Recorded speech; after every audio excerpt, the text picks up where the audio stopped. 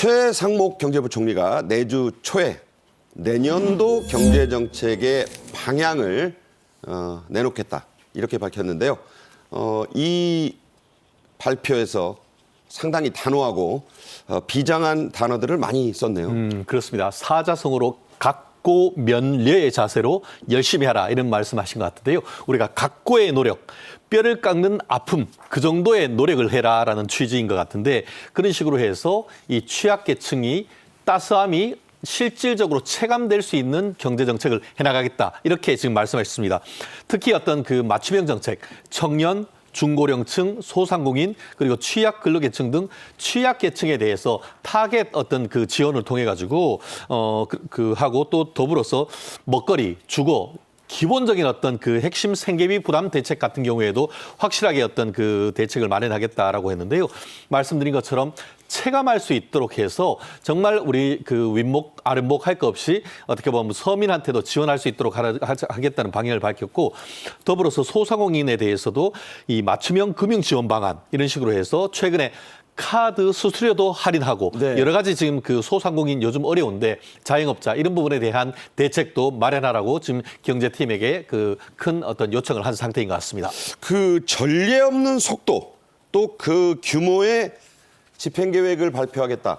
자, 속도와 규모, 특히 속도를 강조한 건 어떻게 보셨어요? 그렇습니다. 그만큼 최근에 경제 어떤 상황 좋지 않다는 걸 얘기하지 않습니까? 특히 어떻게 보면 대기업뿐만 아니고 중소기업 같은 경우에는 최근에 여러 가지 어떤 대외적 여건이라든가 환율 이런 부분에 굉장히 어려움이 있기 때문에 경제적인 어떤 그 국가의 재정을 푸는 것이 말초신경에 있는 제일 끝단까지 속도감 있게 해서 그 윗목도 따뜻한 온기가 느낄 수 있도록 하라고 했으니까 그런 경제정책 방향 아마 조만간 나오지 않을까 생각을 합니다. 네. 최상목 부총리는 거의 매일이다시피 한국은행 총재, 금융위원장, 금융감독원장과 함께 이른바 4명 F4 회의를 열어오고 있습니다. 이번에는 증시 안정대책에 역점을 뒀어요.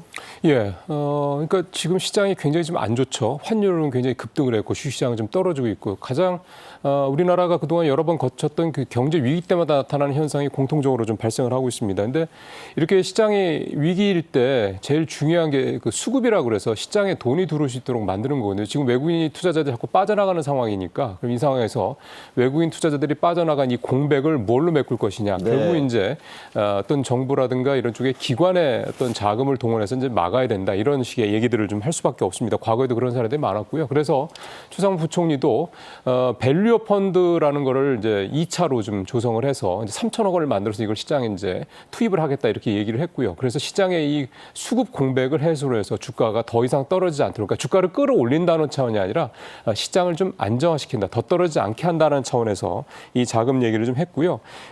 또 여야정 협의체가 가동이 되면 또 이거 이상의 증시안정대책을 내놓겠다 얘기를 했거든요. 그래서 현재 증시안정대책으로 나올 만한 거는 가장 어떻게 보면 화끈한 재료는 과거에도 있었던 이 증안펀드라는 게 만들어지는 게 가장 기대가 좀 됩니다. 증권안정기금. 예, 네. 이게 뭐냐면 이게 지난 1990년도부터 시작해서 좀 4번이 이미 만들어졌었고 이번이 만들어지면 5번째인데 네.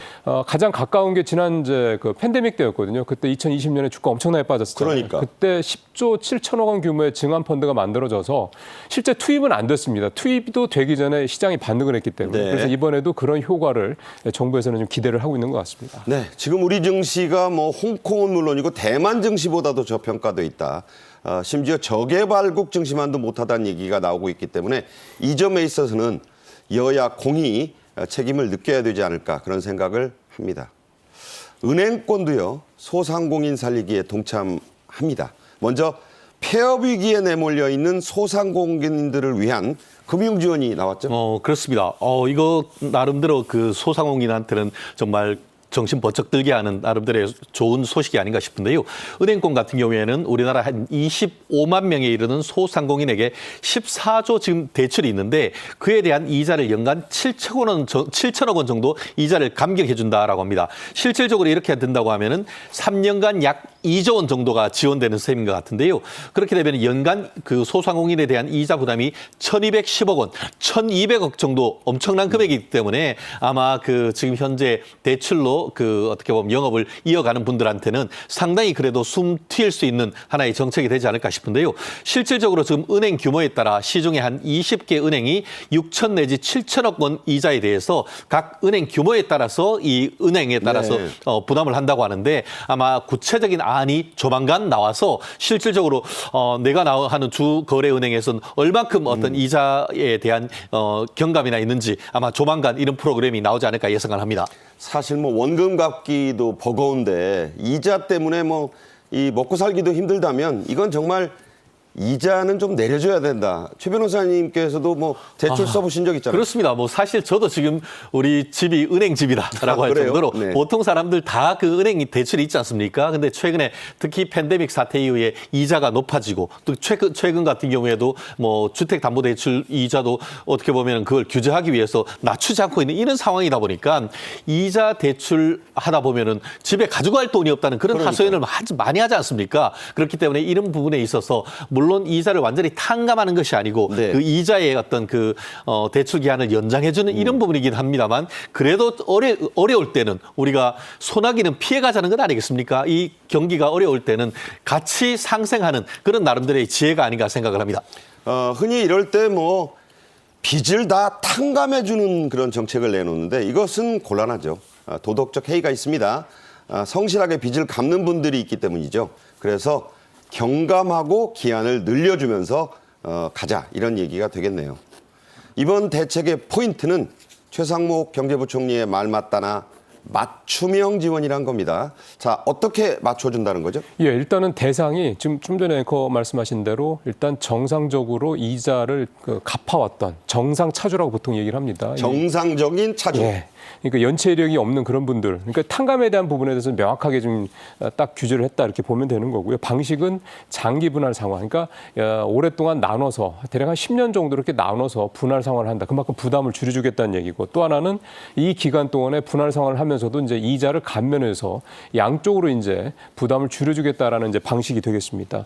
구체적으로 보면 이제 은행의 개인 사업자 대출 119라는 게 있는데 이 제도를 좀 더 강화하겠다는 내용이고 기존에 이제 개인 사업자 중심이었던 걸 이제는 법인과 소상공인까지 그러니까 규모를 좀 더 키웠다 이렇게 보시면 되겠는데요. 네. 그러다 보니까 이 차주 대상 즉 지원 대상도 연간 매출액 20억 미만, 직전 연도 총자산 10억 원 미만, 은행 여신, 은행에서 빌린 돈이 10억 원 미만 이런 식으로 좀 사이즈가 커졌습니다. 그러니까 네. 조금 더 혜택을 받는 대상자들이 늘어난다 이렇게 보면 되겠고요.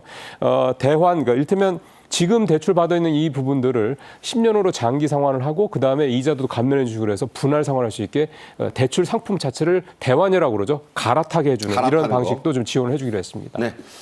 요즘은 정말 힘듭니다. 문을 닫고 싶어도 다시 말씀드려 폐업을 하고 싶어도 그러기도 쉽지 않고 또 어떻게든 재기해 보려고 해도 어렵다고들 하시는데요. 자, 이런 분들을 위한 프로그램도 이번에 나왔죠? 그렇습니다. 저도 변호사 일을 하다 보니까 폐업하고 싶어도 보증해놨는 것 때문에 폐업 못하는 이런 일들이 실제로 상당히 많습니다. 폐업도 마음대로 못하는. 그렇죠. 그렇기 때문에 이런 폐업자를 위해서는 저금리 장기 분할 상환 프로그램을 한다고 합니다. 그래서 1억 이하 같은 경우에는 최대한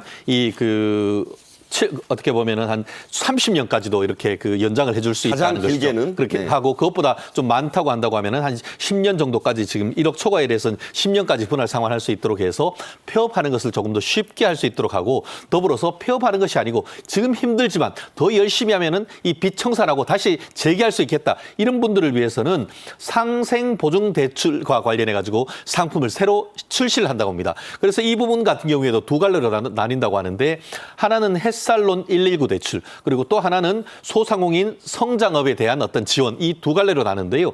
말씀드린 것처럼 햇살론 119 같은 경우에는 채무 조정 프로그램을 통해 가지고 3억 이하 매출 있는 사람들 같은 경우에는 2천만 원에 대해서 경우에 따라서는 5년 분할해서 천천히 갚을 수 있도록 해서 네. 지금 대출에 대한 어떤 부담을 줄이고 그 자금으로 사업을 운영할 수 있도록 해주고요. 더불어서 소상공인 그 성장업 같은 경우에는 추가적인 어떤 대출을 통해서 영업 활동을 좀 더 촉진시키고 어떤 재기하려고 하는 이런 분도 있기 때문에 이런 부분에 대한 추가적 설비 운영 자금 보증부 대출을 공급한다고 하니까 지금 재기 의지가 있는 그런 분들은 한번 이 정책 자금 한번 문을 두드려 보는 게 어떤가 생각을 합니다. 네, 변호사로 또 로펌하고 계시니까 이런데 더 실제적인 얘기를 해주시네요. 퇴직연금도 요즘 문제입니다. 오죽하면 거기에다 손을 대게 될까요? 정부는 퇴직연금을 중도에 인출하는 요건, 이것을 좀 강화하기로 했습니다. 왜 그런가요? 퇴직연금이라는 게 결국 나중에 노후에 대한 어떤 그 삶의 부분을 위해서 하는 거 아니겠습니까? 국민연금이랑 마찬가지고요. 근데 퇴직연금이 우리나라에서 이렇게 강화된 이유는 국민연금의 이 소득 대체율이 워낙 현재로서는 낮기 때문입니다. 우리가 국민연금이 시작된 게 1988년이니까 사실 그렇게 오래된 게 아니죠. 그러다 보니까 지금 국민연금을 받는 분들이 그 금액 자체가 크질 않기 때문에 그게 이제 생계에 크게 도움이 되거나 믿고 의지할 만한 수준이 안 되다 보니 그러니까 근로자 때부터 네. 국민연금 외에도 퇴직연금이라는 건 별도의 이 연금을 만들어서 이제 이중으로 보장을 하자 이런 차원이었는데요. 문제는 그러려면 오랫동안 계속해서 퇴직연금을 넣어야 되는 건데 좀 전에 말씀하신 대로 중간에 자꾸 이걸 정산하는 그런 경우들이 늘고 많아요. 있습니다. 예, 이 예외 조항이 없을 수가 없기 때문에 불가피한 건데 이걸 중간 정산해서 보통 집을 사거나 또는 뭐 집을 늘리거나 또는 뭐 대출을 상환하거나 심지어는 요즘에는 주식이나 뭐 코인 투자까지 할 정도로 그러니까요. 어쨌든 정상적이지 않은 방법으로 퇴직연금 중간 정산 제도가 악용이 되다 보니까 아예 이거를 좀 차단을 해야겠다라는 게 정부의 의지고요. 다 할 수 있는 건 아니고 퇴직연금 중에서도 DC형, 그러니까 DC형은 그 근로자가 자기가 사실 마음대로 운용을 할 수가 있거든요. 네. 그래서 이 DC형을 가입한 이 퇴직연금은 이렇게 중간 정산할 수도 굉장히 까다롭게 하도록 그렇게 하겠다. 이렇게 지금 정부의 방침을 세운 상황입니다. 자, 오죽하면 퇴직연금을 중도에 빼내는 분들이 저렇게 늘고 있을까요? 실제로 통계청이 조사를 해봤습니다. 그랬더니 퇴직연금을 중도에 인출하는 분들의 과반수가 집 사려고 한다고요? 그렇습니다. 사실 이 퇴직연금이라는 것이 퇴직금 중간 정산하지 못하게 하고 실질적으로 나중에 퇴직하고 나서 이 노후 자금으로 쓰도록 하려는 그런 것인데 안타깝게도 그 퇴직연금 중도 인출에서 굉장히 많이 늘고 있다고 합니다. 그중에 52.7% 절반이 넘는 사람들이 주택 구입 그리고 또 전세 자금인 그 주거 임차용으로 한 27.5%. 저게 대부분이에요. 그렇죠. 그리고 또 회생 절차. 그만큼 또 생활이 어렵다 보니까 대출 갚는데 또 13.6% 된다고 하는데 실질적으로 보면은 2023년 퇴직연금 통계를 봤을 때에 이 6만 4천 명 전년 대비 한 28%가 늘었고 실질적으로 금액도 2조 4천억 원으로 한 40% 늘었다고 하니까 경기가 정말 좋지 않구나 하는 것을 체감할 수 있는 통계가 아닌가 생각합니다. 네.